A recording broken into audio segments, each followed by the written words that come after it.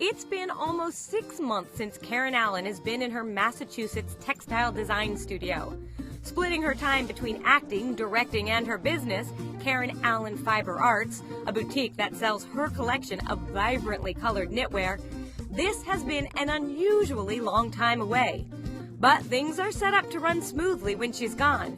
And now that she's back, the never idle Allen has a lot of catching up to do. I decide when I'm coming to work, and I decide when I'm leaving, and I decide if I want to take a day off, and there's just not many jobs like that out there. That's a pretty good gig, actually. That kind of freedom is a far cry from the demands of a movie set. With an acting career that took off with her film debut in 1978's Animal House. Is this really what you're going to do for the rest of your life? What do you mean? I mean, hanging around with a bunch of animals, getting drunk every weekend. Allen's films, characters, and co-stars are legendary. Like playing the original indie girl, Marion Ravenwood, opposite Harrison Ford in Raiders of the Lost Ark. Come back tomorrow. Why? Because I said so, that's why. The young widow Jenny Hayden in the sci-fi classic Starman with Jeff Bridges, and Bill Murray's love interest in Scrooged. People used to make jokes because when I would go to work on a film, I would have a suitcase full of clothing and a suitcase full of yarn.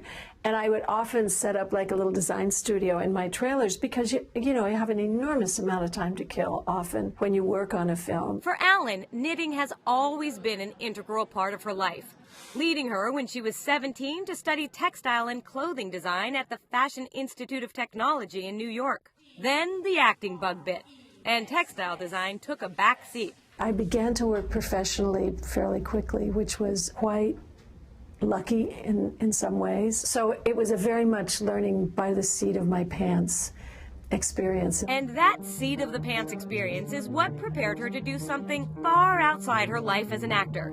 She became an entrepreneur. I always thought at some point when things maybe settle down a little in my life, I would start a little textile company. The time to start that company came in 2002, when she decided to take time off from her acting career to raise her son Nicholas. I would put things into a gallery and people were just buying them faster than I could make them, and I thought, well, this is a good sign.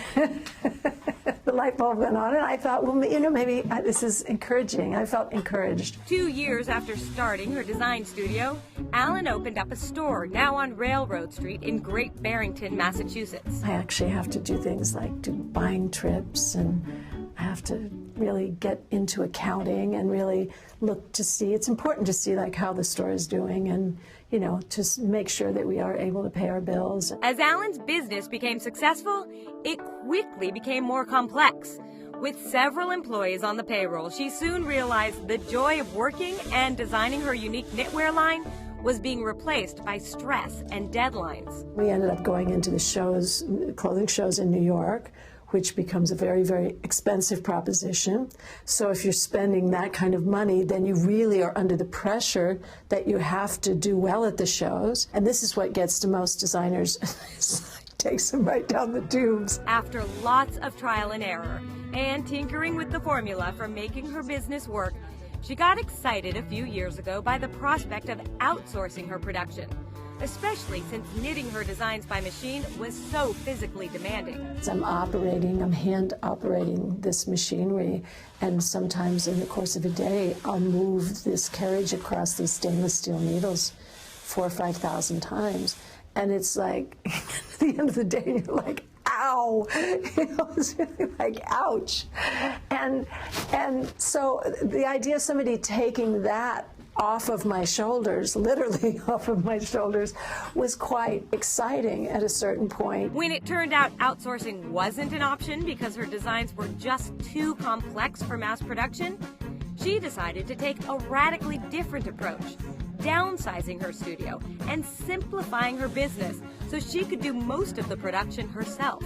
I kind of now have spared it back down so that it's basically just me, and I don't go to the shows anymore. If somebody wants to have my stuff in their store, they have to come to me. It means that, you know, it's sort of at zero growth in a way. And I've learned to think that that's not such a bad thing. Her simpler business is now set up so it carries not only her line, but a bunch of other unique small batch designers as well, many of them local like herself. And with less pressure for constant growth, she's able to step away when she'd like to go back to acting.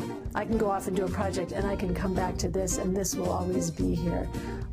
This is a stable resource. It doesn't belong to anybody else. Nobody can take it away from me. Nobody can tell me I can't do it or that I didn't get the job or something like that.